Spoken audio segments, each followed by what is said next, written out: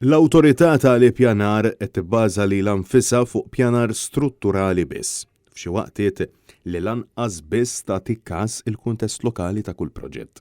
Sostna dan il-President ta' Malta George Vella f'laqgħa li kellu mal-NGO flimkien għall-ambjent aħjar fejn insista li l-Gżer Maltin qed jaraw it-telf ta' diversi binjiet antiki mill-isbaħ fl-irħula u villaġġi lokali, b'mod speċjali il-Qerda tal-Ġonna.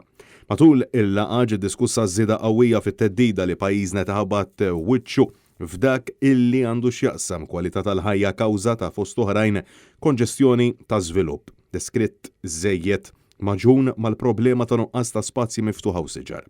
L-għaqda ambjentali appellat sabiex il-proċess ta' riforma kostituzzjonali għandha wkoll ikollha fiha it-tneħħija tal-klawżola li tajt li l-pubbliku ma jistax iressaq il-qorti lill-gvern jekk ifalli milli jipproteġi d-dritt tal-poplu għall-ambjent san.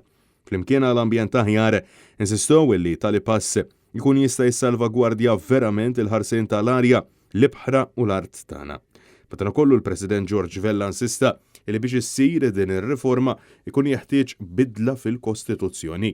Huma nsistow ukoll li l-Awtorità tal-Ippjanar u l-Awtorità għar-Riżorsi Ambjentali huma tradituri tal-komunità kif insistow li qed jaġixxu ta' aġenti tal-iżviluppaturi. Il-koordinatriċi tal-għaqda Estrid Vella sostniet li dan kollu qed iżid in-numru ta' żgħażagħ li qed jemigraw minn pajjiżna u b'konsegwenza hekk iwassal għal dak li sejjaħ brain drain. Jansistiet ukoll li hemm bżonn urġenti illi sforzi żieda qawwija fil-popolazzjoni isir studju dwar kemm jifilħu nies li rħula u l-villaġġi Maltin wawċin. Madankollu temmet tgħid illi dan il-parir kien ġie rrifjutat għal kollox mill-Ministru Aaron Farrugia.